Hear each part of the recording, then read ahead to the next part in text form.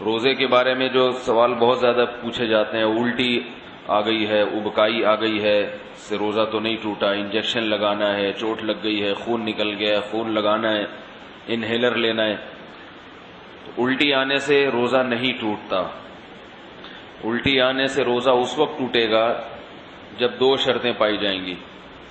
ایک یہ کہ الٹی منہ بھر کر ہو بہت زیادہ، اور منہ بھر کر الٹی ہوئی اور آپ نے اس کو نگل لیا تو نگلنے سے روزہ ٹوٹ جائے گا.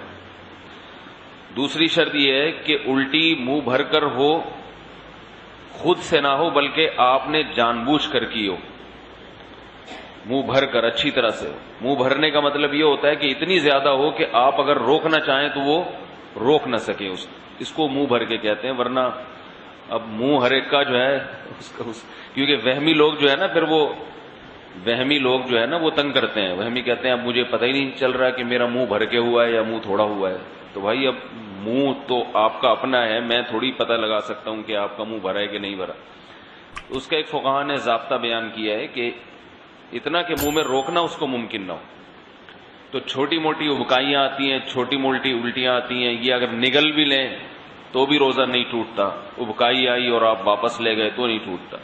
تو منہ بھر کر ہو اور آپ اس کو نگل لیں، یا نگلیں تو نہیں لیکن وہ منہ بھر کے خود سے نہیں ہوئی بلکہ آپ نے حلق میں انگلی ڈال کے قے کی ہے. تو عام طور پر ایسا کوئی کرتا نہیں ہے روزے میں، اس لیے اس کو اتنا بیان کرنے کی ضرورت بھی پیش نہیں آتی. اس کے علاوہ گلوکوز چڑھانے سے، انجیکشن لگانے سے روزہ نہیں ٹوٹتا. روزہ ٹوٹتا ہے کھانے پینے کے، ناک کے راستے یا منہ کے راستے کوئی چیز پیٹ کے اندر جائے، یا مقعد کے راستے کوئی چیز پیٹ کے اندر جائے. آنکھ میں دوا ڈالنے سے روزہ نہیں ٹوٹتا، خوشبو لگانے سے روزہ نہیں ٹوٹتا، خوشبو سونگھنے سے روزہ نہیں ٹوٹتا ہے.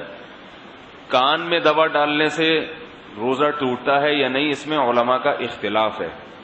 پہلے جو ہمارے فقہاء ہیں انہوں نے لکھا ہے کہ کان میں دوا ڈالنے سے روزہ ٹوٹ جاتا ہے. اس کی وجہ یہ ہے کہ ان کا یہ خیال تھا کہ کان جو ہے نا یہ دماغ تک اس کا کوئی لنک ہے، ہم جب کوئی چیز کان میں ڈالتے ہیں تو دماغ میں پہنچتی ہے وہ. لیکن بعد میں جو ڈاکٹروں کی تحقیق ہے وہ یہ کہ کان میں کچھ بھی ڈال دیں وہ دماغ تک نہیں پہنچتی، نہ پیٹ میں جائے گی وہ، نہ دماغ میں جائے گی. تو اس تحقیق کی وجہ سے علماء کی رائے بھی تبدیل ہوئی.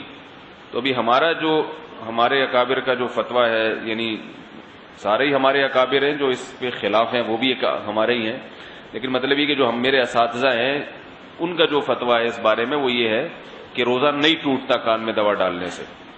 البتہ ہمارے ہی اکابر میں بعض اس کے قائل ہیں کہ ٹوٹ جاتا ہے. تو احتیاط یہ کہ نہ دوا ڈالی جائے، اور اگر کسی نے دوا ڈال دی ہے تو بھی کچھ نہیں ہوتا، انشاءاللہ روزہ نہیں ٹوٹے گا. آنکھ میں دوا ڈال دی اور اس کا اثر گلے میں محسوس ہوا تو بھی روزہ نہیں ٹوٹتا. سمجھ رہے بات کو؟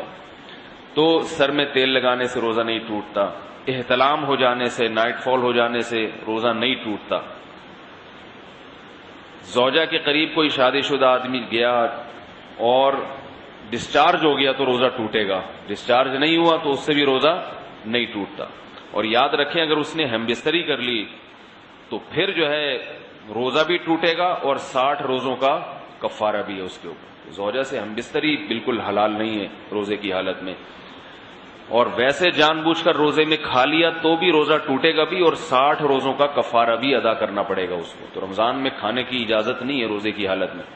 روزہ ہی کیسا جس میں کھانے کی اجازت ہو، تو سزا بھی ملے گی، صرف روزہ نہیں ٹوٹے گا اس میں.